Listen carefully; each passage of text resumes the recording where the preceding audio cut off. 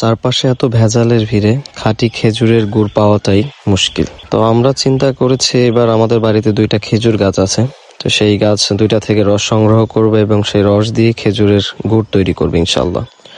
তো আসসালামু আলাইকুম, কেমন আছেন সবাই? আশা করি সবাই অনেক ভালো আছেন। আলহামদুলিল্লাহ, আপনাদের সকলের দয়ায় আমি অনেক ভালো আছি। আপনাদের সকলকে আমার নতুন একটি ভিডিওতে স্বাগত জানাচ্ছি। আমরা প্রথমেই গাছ কাটার জন্য একটি পাতলা দা তৈরি করে নিয়েছি, এটাকে ধার দিচ্ছি এখন। তো এটা আমাদের বাড়ির সামনের একটি খেজুর গাছ, তো এটি সাইজ অনেক ছোট, নিচে থেকে দাঁড়িয়ে এই গাছটি কাটা যায়। তো বাবা এই গাছটি কাটছে এবং পাশ থেকে একজন দেখিয়ে দিচ্ছে গাছটি কিভাবে কাটতে হবে। তো আমরা আসলে এর আগে কোনোদিন খেজুর গাছ কাটিনি বা খেজুর গাছ থেকে রস কীভাবে সংগ্রহ করে সেটাও জানি না। তো আমাদের এলাকায় খেজুর গাছ কাটে এরকম লোকের সংখ্যাও কম, আর থাকলেও তাদের দিয়ে গাছ কাটানো সম্ভব না। তো আমাদের বাড়ির পিছনে একটি গাছ আছে, সেই গাছটিও বেশ লম্বা বড়।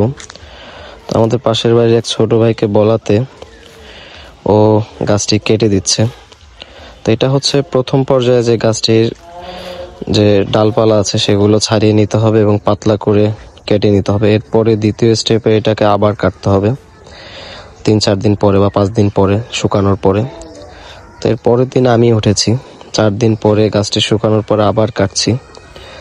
তো এটাই শেষ কাটা না, এরপরেও 5-6 দিন পরে ফাইনাল কাটতে হবে। তো তখন কাটলে গাছ থেকে রস বের হবে।